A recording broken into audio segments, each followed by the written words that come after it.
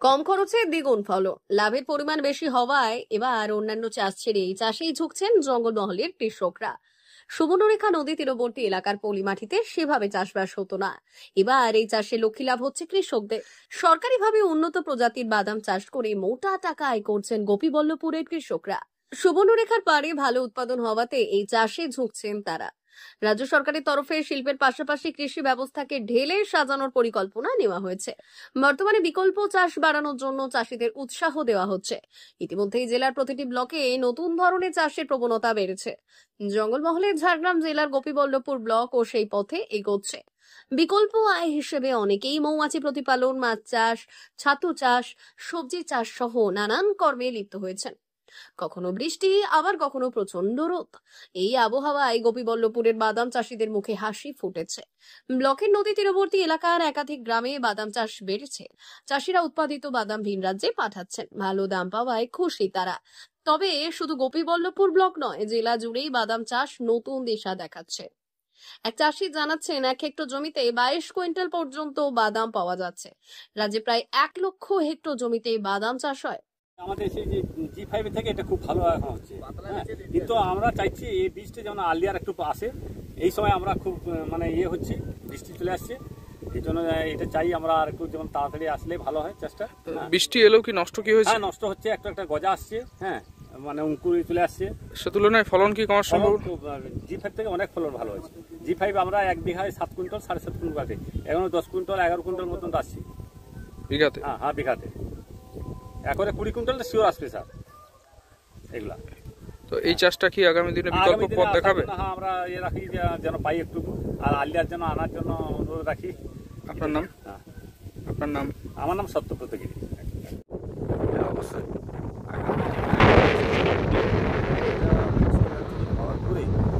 আমরা দেখেছি ভ্যারাইটির ফলনটা উচ্চ ফলনশীল বাদাম, এবং আগের বাদাম ভ্যারাইটির থেকেই বাদামের ফলন যথেষ্ট বেশি এবং আয়ের উৎসটা অনেকটা বেশি। আচ্ছা, এই বাদামের যে মাটি, সেটা কি শুধুমাত্র গোপীবল্লভপুরেই কি বেশি চাষ হয়? গোপীবল্লভপুরে মূলত বাদাম চাষের মাটিটা বেশি চাষ হয় আমাদের ঝাড়গ্রাম জেলার মধ্যে মূলত, কারণ আমাদের এইটা সুবর্ণরেখা বেল্ট কিছুটা আছে নদীর, সেই বেল্টের উপরে কিছু আমাদের দোঁয়াশ মাটি, কিছু পলি মাটি, এই মাটিতে বাদাম চাষটা ভালো হয়।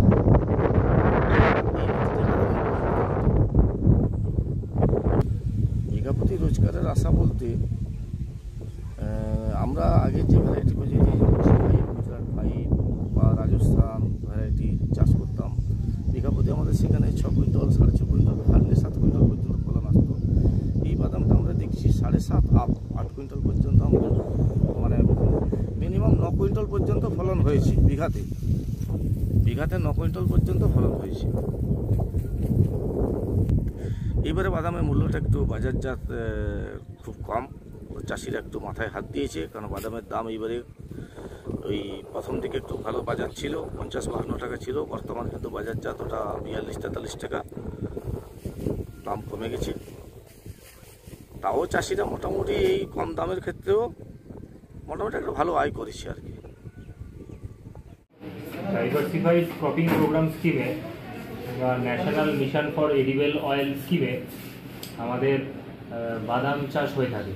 তো আমরা সরকারিভাবে এই দুটো স্কিমে আমরা গোপীবল্লভপুর 1 ব্লকে আমরা বিকল্প চাষ হিসেবে আমরা বাদামের বীজ দিয়ে থাকি। তো এই বছর আমরা রবি সামার সিজনে আমরা 100 হেক্টর কেদারি লেপাক্ষী সার্টিফাইড বীজ আমরা দিয়ে থাকি।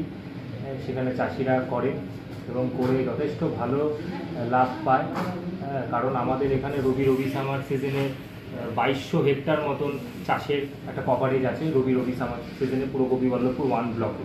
তার মধ্যে আমরা কেদারি লেপাক্ষী বাদাম বীজ দিই, তাছাড়াও চাষিরা বাদাম বীজ অন্যান্য জায়গাতেও রোপণ করে এবং মোটামুটি একরে প্রায় 70 কেজি মতন বাদামের বীজ লাগে এবং ফলন কিন্তু এই বীজে আমাদের একর প্রতি প্রায় 18 থেকে 20 কুইন্টাল মতন কিন্তু ফলন হয়েছে। তো বেশ ভালো লাভজনক এবং এই বাদামের আজকের ডেটের হারভেস্টিং প্রাইস কিন্তু 45 থেকে 47 টাকা কিলো।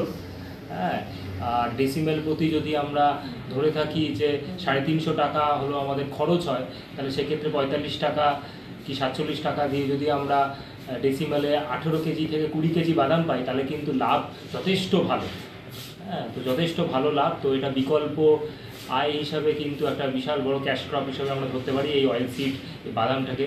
তো বাদামটা কিন্তু আমাদের কাছে একটা ভালো একটা লাভের ফসল, এবং চাষিরা দিনে দিনে কিন্তু বাদামের দিকে ঝুঁকছে, এবং বাদাম থেকে তেল বা পিনাট বাটার শিল্প বা মশলা বাদাম তৈরির যদি শিল্প এইসব যদি করা হয়, আমাদের এগ্রিকালচার ইনফ্রাস্ট্রাকচার ফান্ড আছে, আমাদের ফার্ম মেকানাইজেশন আছে, এইসব স্কিমগুলোর সাহায্য নিয়ে যদি আমরা এই পোস্ট হারভেস্ট ইনফ্রাস্ট্রাকচারের ওপর বা ভ্যালু এডিশন অফ বাদামের নানান রকম ভ্যালু এডিশনের উপর যদি কাজ করা যায়, তাহলে কিন্তু আমাদের এই রিসোর্সটাকেই আমরা কিন্তু এইখানেই ব্লকে আমরা প্যাকেজিং করে লেবেলিং করে মার্কেটিং করতে পারবো।